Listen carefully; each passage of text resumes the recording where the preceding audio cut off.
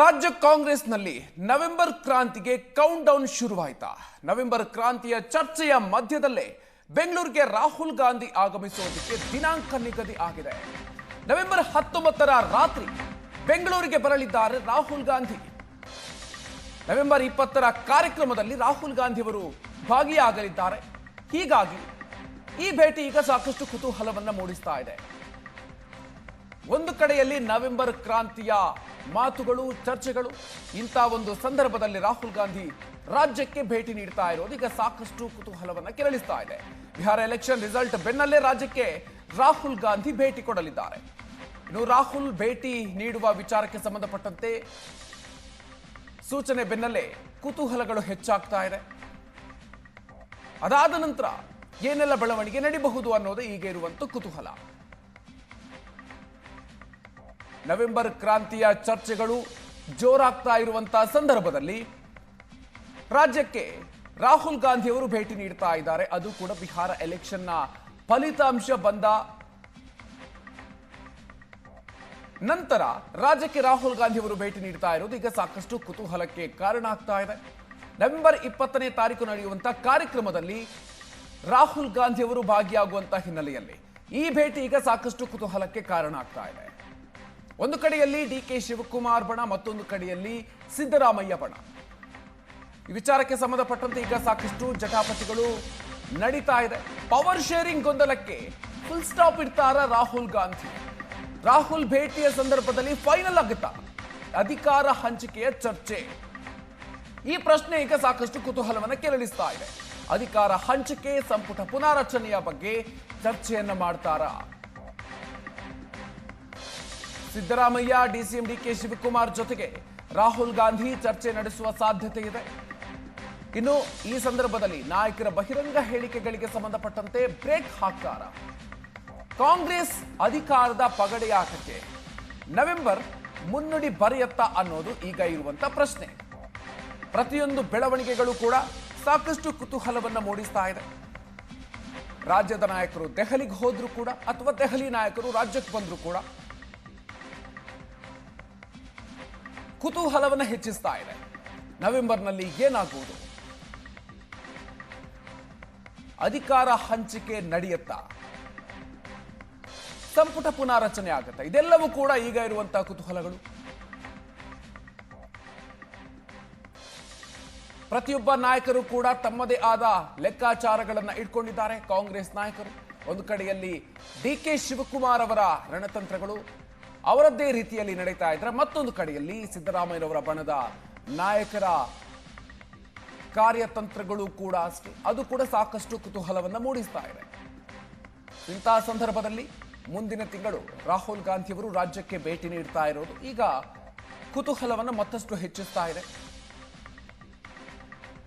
19ನೇ ತಾರೀಕು ನವೆಂಬರ್ 19ರ ರಾತ್ರಿ ಬೆಂಗಳೂರಿಗೆ ಬರ್ತಾರೆ ರಾಹುಲ್ ಗಾಂಧಿ. 20ನೇ ತಾರೀಕು ನಡೆಯುವಂತಹ ಕಾರ್ಯಕ್ರಮದಲ್ಲಿ ರಾಹುಲ್ ಗಾಂಧಿ ಅವರು ಭಾಗವಹಿಸಲಿದ್ದಾರೆ. ಬಿಹಾರ ಎಲೆಕ್ಷನ್ನ ರಿಸಲ್ಟ್ ಬಂದ ಬೆನ್ನಲ್ಲೇ ರಾಜ್ಯಕ್ಕೆ ರಾಹುಲ್ ಗಾಂಧಿ ಅವರು ಭೇಟಿ ನೀಡ್ತಾ ಇರೋದು ಈಗ ಸಾಕಷ್ಟು ಕುತೂಹಲವನ್ನ ಮೂಡಿಸ್ತಾ ಇದೆ. ಒಂದಂತೂ ಸ್ಪಷ್ಟ, ಬಿಹಾರ ಎಲೆಕ್ಷನ್ ವರೆಗೂ ಯಾವುದೇ ರೀತಿಯಲ್ಲೂ ಕೂಡ ಬೆಳವಣಿಗೆಗಳು ನಡೆಯಲ್ಲ. ಆದರೆ ಅದಾದ ನಂತರ ನಡೆಯುವಂತಹ ಬೆಳವಣಿಗೆಗಳು ಈಗ ಸಾಕಷ್ಟು ಕುತೂಹಲವನ್ನು ಮೂಡಿಸ್ತಾ ಇದೆ. ಹೀಗಾಗಿ ಇದೇ ಸಂದರ್ಭದಲ್ಲಿ ರಾಹುಲ್ ಗಾಂಧಿ ಅವರು ರಾಜ್ಯಕ್ಕೆ ಭೇಟಿ ನೀಡ್ತಾ ಇರೋದು. ಹೀಗಾಗಿ ಈ ಒಂದು ಸಂದರ್ಭದಲ್ಲಿ ಏನೆಲ್ಲ ಬೆಳವಣಿಗೆ ಆಗುತ್ತೆ, ಅದರ ಜೊತೆಗೆ ಮುಂದಿನ ಬೆಳವಣಿಗೆಗಳಿಗೆ ಆ ಒಂದು ಭೇಟಿ ಯಾವ ರೀತಿಯಾಗಿ ಸಾಕ್ಷಿ ಆಗುತ್ತೆ ಅನ್ನೋದು ಸಾಕಷ್ಟು ಕುತೂಹಲವನ್ನು ಮೂಡಿಸ್ತಾ ಇದೆ.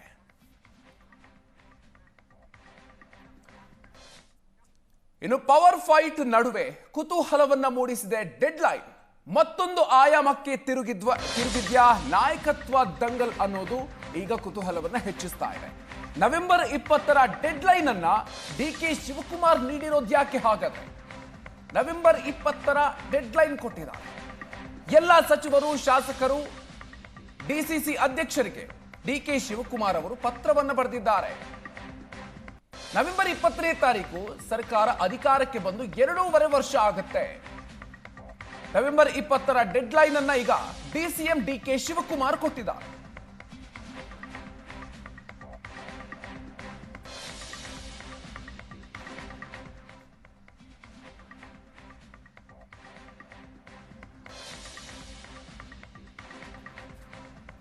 ಪವರ್ ಫೈಟ್ ನಡುವೆ ಕುತೂಹಲವನ್ನ ಮೂಡಿಸಿದೆ ಡೆಡ್ಲೈನ್. ನಾಯಕತ್ವ ದಂಗಲಿಗ ಮತ್ತೊಂದು ಆಯಾಮಕ್ಕೆ ತಿರುಗಿದ್ಯಾ ಅನ್ನೋದು ಕುತೂಹಲ ಹೆಚ್ಚಿಸ್ತಾ ಇದೆ. ನವೆಂಬರ್ 20ರ ಡೆಡ್ಲೈನ್ ಅನ್ನು ನೀಡಿದ್ದಾರೆ ಡಿಕೆ ಶಿವಕುಮಾರ್. ಎಲ್ಲ ಸಚಿವರು, ಶಾಸಕರು, ಡಿಸಿಸಿ ಅಧ್ಯಕ್ಷರಿಗೆ ಡಿಕೆ ಶಿವಕುಮಾರ್ ಅವರು ಪತ್ರವನ್ನ ಬರೆದಿದ್ದಾರೆ. ಗಾಂಧಿ ಭಾರತ 100 ವರ್ಷಾಚರಣೆ ಕಾರ್ಯಕ್ರಮಕ್ಕೆ ಡಿಕೆ ಶಿವಕುಮಾರ್ ಅವರು ಉತ್ಸುಕರಾಗಿದ್ದಾರೆ. 100 ಕಾಂಗ್ರೆಸ್ ಕಚೇರಿಗಳ ಶಂಕುಸ್ಥಾಪನೆಗೆ ಡಿಕೆ ಶಿವಕುಮಾರ್ ರೆಡಿಯಾಗಿದ್ದಾರೆ. ಕಾರ್ಯಕ್ರಮಕ್ಕೆ ನವೆಂಬರ್ 20ರ ಡೆಡ್ಲೈನ್ ಅನ್ನು ಕೊಟ್ಟಿರೋದು ಡಿಸಿಎಂ ಡಿಕೆ ಶಿವಕುಮಾರ್ ಅವರು. ಎಲ್ಲ ಡಿಸಿಸಿ, ಬಿಸಿಸಿಗಳು ಸ್ವಂತ ಕಚೇರಿ ಹೊಂದುವಂತ ಯೋಜನೆ ಇದು. ಕೆಪಿಸಿಸಿ ಅಧ್ಯಕ್ಷರು ಕೂಡ ಆಗಿದ್ದಾರೆ ಡಿಕೆ ಶಿವಕುಮಾರ್ ಅವರು. ಕನಸಿನ ಯೋಜನೆ, ಏಕಕಾಲದಲ್ಲಿ 100 ಕಾಂಗ್ರೆಸ್ ಕಚೇರಿಗೆ ಶಂಕುಸ್ಥಾಪನೆ ಕಾರ್ಯಕ್ರಮವನ್ನು ನೆರವೇರಿಸುವುದು. 100 ಕಾಂಗ್ರೆಸ್ ಕಟ್ಟಡ ನಿರ್ಮಾಣಕ್ಕೆ ಶಂಕುಸ್ಥಾಪನೆ ಕಾರ್ಯಕ್ರಮಕ್ಕೆ ರಾಹುಲ್ ಗಾಂಧಿ ಅವರು ಕೂಡ ಬರಲಿದ್ದಾರೆ. ನವೆಂಬರ್ 20ರಂದು ನಡೆಯುವಂತಹ ಕಾರ್ಯಕ್ರಮಕ್ಕೆ ರಾಹುಲ್ ಗಾಂಧಿ ಅವರು ಆಗಮಿಸೋದಕ್ಕೆ ಒಪ್ಪಿಗೆಯನ್ನು ಕೊಟ್ಟಿದ್ದಾರೆ. ಕಾಂಗ್ರೆಸ್ ಭವನ ಟ್ರಸ್ಟ್ ಹೆಸರಿಗೆ ನಿವೇಶನಕ್ಕೆ ಕ್ರಮ ತೆಗೆದುಕೊಳ್ಳಿ. 2023ರ ಅಭ್ಯರ್ಥಿಗಳು ಗಡುವು ಮುಗಿಯೋದ್ರ ಒಳಗೆ ಪ್ರಕ್ರಿಯೆಯನ್ನು ಮುಗಿಸಿ ಅಂತ ಹೇಳಿದ್ದಾರೆ. ಹೆಚ್ಚಿನ ಡೀಟೇಲ್ಸ್ ಕೊಡ್ತಾರೆ ನಮ್ಮ ಪ್ರತಿನಿಧಿ ಮಾರುತೇಶ್. ಇದೀಗ ನಮ್ಮ ಜೊತೆಗೆ ದೂರವಾಣಿ ಸಂಪರ್ಕದಲ್ಲಿದ್ದಾರೆ. ಮಾರುತೇಶ್, ಡೆಡ್ಲೈನ್ ಅನ್ನು ಕೊಟ್ಟಿದ್ದಾರೆ 100 ಕಾಂಗ್ರೆಸ್ ಕಚೇರಿಗಳ ಶಂಕುಸ್ಥಾಪನೆಗೆ ಸಂಬಂಧಪಟ್ಟಂತೆ. ಸೊ ಯಾವ ರೀತಿಯಾಗಿರುವಂತಹ ಸೂಚನೆ ಹೋಗಿದೆ? ಡೆಡ್ಲೈನ್ ಅಂದ್ರೆ ಆ ಒಂದು ನೋಟಿಸ್ ನಲ್ಲಿ ಏನೇನಿದೆ? ಮಧುಕರ್, ಡೆಡ್ಲೈನ್ ನವೆಂಬರ್ 20ನೇ ತಾರೀಕು ಡಿಕೆ ಶಿವಕುಮಾರ್ ಅವರು ಎಲ್ಲಾ ಸಚಿವರಿಗೆ, ಶಾಸಕರಿಗೆ ಮತ್ತು ಜಿಲ್ಲಾ ಕಾಂಗ್ರೆಸ್ ಅಧ್ಯಕ್ಷರಿಗೆ ಅವರು ಬರೆದಿರ್ತಕ್ಕಂಥ ಪತ್ರದಲ್ಲಿ ನೀಡಲಾಗಿದೆ. ಆ ನವೆಂಬರ್ 20 ಡೆಡ್ಲೈನ್ ಈಗ ಕಾಂಗ್ರೆಸ್ ವಲಯದಲ್ಲಿ ದೊಡ್ಡ ಮಟ್ಟದ ಚರ್ಚೆಗೆ ಕಾರಣ ಆಗ್ತಾ ಇದೆ. ಯಾಕಂದ್ರೆ ನವೆಂಬರ್ 20ಕ್ಕೆ ಸರ್ಕಾರಕ್ಕೆ 2.5 ವರ್ಷ ಆಗ್ತಾ ಇದೆ. ಹೀಗಾಗಿ 2.5 ವರ್ಷದ ಬಳಿಕ ಡಿಕೆ ಶಿವಕುಮಾರ್ ಮುಖ್ಯಮಂತ್ರಿ ಆಗ್ತಾರೆ ಅನ್ನುವಂತ ಚರ್ಚೆ ಒಂದು ಕಡೆ ಆದ್ರೆ, ಅಷ್ಟರ ಒಳಗೆ ಕೆಪಿಸಿಸಿಗೆ ಅಂದ್ರೆ ಕಾಂಗ್ರೆಸ್ಗೆ ಸ್ವಂತ ಭವನ ಕಟ್ಟುವಂತಹ ಒಂದು ಮಹತ್ವ ಯೋಜನೆಯನ್ನ ಡಿಕೆ ಶಿವಕುಮಾರ್ ಅವರು ಹಾಕೊಂಡಿದ್ರು. ಹಾಗಾಗಿ ನಾನು ಕೆಪಿಸಿಸಿ ಅಧ್ಯಕ್ಷ ಆಗಿ ಇರೋ ತನಕ ಅಷ್ಟರೊಳಗೆ ಇದನ್ನ ಮುಗಿಸಿ ಹೋಗ್ಬೇಕು ಅನ್ನುವಂತಹ ಟಾಸ್ಕ್ ಅನ್ನು ಕೂಡ ಡಿಕೆ ಶಿವಕುಮಾರ್ ಅವರು ಹಾಕೊಂಡಿದ್ರು. ಅದರಂತೆ 20ರ ಒಳಗೆ ಈ ಗಡುವನ್ನು ಕೊಟ್ಟಿರೋದನ್ನ ಗಮನಿಸಿದ್ರೆ ಆ ಬಳಿಕ ಏನಾಗುತ್ತೆ ಅನ್ನೋದರ ಒಂದು ಮುನ್ಸೂಚನೆ ರೀತಿಯೂ ಕೂಡ ಈ ಪತ್ರದ ಬಗ್ಗೆ ವಿಶ್ಲೇಷಣೆಗಳು ನಡೀತಾ ಇದೆ. ಅಂದ್ರೆ ನವೆಂಬರ್ 20ಕ್ಕೆ 2.5 ವರ್ಷ ಆಗುತ್ತೆ. ಒಂದು ಕೆಪಿಸಿಸಿ ಅಧ್ಯಕ್ಷ ಸ್ಥಾನವನ್ನು ಡಿಕೆ ಶಿವಕುಮಾರ್ ಬಿಡಬೇಕಾಗುತ್ತೆ. ಅವರು ಕೆಪಿಸಿಸಿ ಅಧ್ಯಕ್ಷ ಸ್ಥಾನ ಬಿಡದೇ ಇರೋದಕ್ಕೂ ಕೂಡ ನಾನ್ 100 ಕಾಂಗ್ರೆಸ್ ಭವನ ಕಟ್ಟಬೇಕು ಅನ್ನುವಂತಹ ಮಹತ್ವಾಕಾಂಕ್ಷೆಯನ್ನು ಇಟ್ಕೊಂಡಿದ್ದೀನಿ, ಅದನ್ನು ಪೂರ್ಣಗೊಳಿಸಿ ಹೋಗ್ತೀನಿ ಅನ್ನುವಂತ ಮಾತನ್ನು ಕೂಡ ಹೈಕಮಾಂಡ್ ಬಳಿ ಹೇಳಿದ್ರಂತೆ. ಆ ಹಿನ್ನೆಲೆಯಲ್ಲಿ ಅವರಿಗೆ ಮುಂದುವರಿಯೋದಕ್ಕೆ ಹೈಕಮಾಂಡ್ ಕೂಡ ಅವಕಾಶ ಮಾಡಿಕೊಟ್ಟಿತ್ತು. ಹೀಗಾಗಿ ನವೆಂಬರ್ 20 2.5 ವರ್ಷ ಆಗ್ತಿರೋದ್ರಿಂದ ರಾಹುಲ್ ಗಾಂಧಿ ಕೂಡ ಈ 100 ಕಾಂಗ್ರೆಸ್ ಭವನ ಕಟ್ಟುವಂತಹ ಶಂಕುಸ್ಥಾಪನೆ ಕಾರ್ಯಕ್ರಮಕ್ಕೆ ಬರ್ತಾರೆ ಅಂತಾನು ಕೂಡ ಪತ್ರದಲ್ಲಿ ಕನ್ಫರ್ಮೇಶನ್ ಕೂಡ ಕೊಡ್ಲಾಗಿದೆ. ಅಂದ್ರೆ ರಾಜ್ಯಕ್ಕೆ ರಾಹುಲ್ ಗಾಂಧಿ ಅವರು ಕೂಡ ಆಗಮಿಸ್ತಾ ಇದ್ದಾರೆ. ಇನ್ನೊಂದು ಕಡೆ ಬಿಹಾರ ಎಲೆಕ್ಷನ್ ನವೆಂಬರ್ 14ಕ್ಕೆ ಫಲಿತಾಂಶ ಕೂಡ ಮುಗಿಯುತ್ತೆ. ಈ ಎಲ್ಲಾ ಬೆಳವಣಿಗೆಗಳ ಹಿನ್ನೆಲೆಯಲ್ಲಿ ಡಿಕೆ ಶಿವಕುಮಾರ್ 20ನೇ ತಾರೀಕಿನ ಒಳಗಡೆ ಎಲ್ಲಾ ನಿವೇಶನಗಳನ್ನ ರಿಜಿಸ್ಟರ್ ಮಾಡಬೇಕು, ಯಾರ್ಯಾರ ಪ್ರಕ್ರಿಯೆನ ಮಾಡಿ ಅಂತ ಹೇಳಿ 23ರ ಕಾಂಗ್ರೆಸ್ನ ಅಭ್ಯರ್ಥಿಗಳಿಗೂ ಕೂಡ ಪತ್ರ ಬರೆದು ಡೆಡ್ಲೈನ್ ಅನ್ನ ಕೊಟ್ಟಿದ್ದಾರೆ. ಹೀಗಾಗಿ ಈ ಡೆಡ್ಲೈನ್ ನ ವಿಚಾರ ಈಗ ವ್ಯಾಪಕವಾಗಿ ಚರ್ಚೆ ಆಗ್ತಾ ಇದೆ. 20ರ ಬಳಿಕ ಡಿಕೆ ಶಿವಕುಮಾರ್ ಮುಖ್ಯಮಂತ್ರಿ ಆಗೋದಕ್ಕೆ ಡೆಡ್ಲೈನ್ ಅನ್ನ ಕೊಟ್ಟಿದ್ದಾರಾ, ಅಷ್ಟರ ಒಳಗೆ 100 ಕಾಂಗ್ರೆಸ್ ಭವನಕ್ಕೆ ಶಂಕುಸ್ಥಾಪನೆ ಮಾಡಿ ಕೆಪಿಸಿಸಿ ಅಧ್ಯಕ್ಷನಾಗಿದ್ಕೊಂಡು ನಾನು ಇಂಥದ್ದೊಂದು ಮಹತ್ವಾಕಾಂಕ್ಷಿ ಯೋಜನೆಯನ್ನ ಮಾಡಿದೆ ಅನ್ನುವಂತಹ ಕೀರ್ತಿಯನ್ನ ಗಳಿಸ್ಕೊಂಡು ಹೋಗುವಂತ ಪ್ಲಾನ್ ಮಾಡಿದಾರಾ ಅನ್ನುವ ರೀತಿಯಲ್ಲೂ ಕೂಡ ಚರ್ಚೆಗಳು ನಡೀತಾ ಇದೆ. ಆ ಹಿನ್ನೆಲೆಯಲ್ಲಿ ಅವರು ಗಡುವು ವಿಧಿಸಿರ್ತಕ್ಕಂಥದ್ದೇ ಈಗ ಕಾಂಗ್ರೆಸ್ನ ಒಳಗೆ ನವೆಂಬರ್ 20ರ ಬಳಿಕ ಒಂದು ದೊಡ್ಡ ಮಟ್ಟದ ಬೆಳವಣಿಗೆ ಆಗುವ ಮುನ್ಸೂಚನೆಗಳು ಕೂಡ ಸ್ಪಷ್ಟವಾಗಿ ಗೋಚರಿಸ್ತಾ ಇದ್ದಾವೆ. Madhukar, okay, thank you Maruthesh ಡೀಟೇಲ್ಸ್ಗೆ.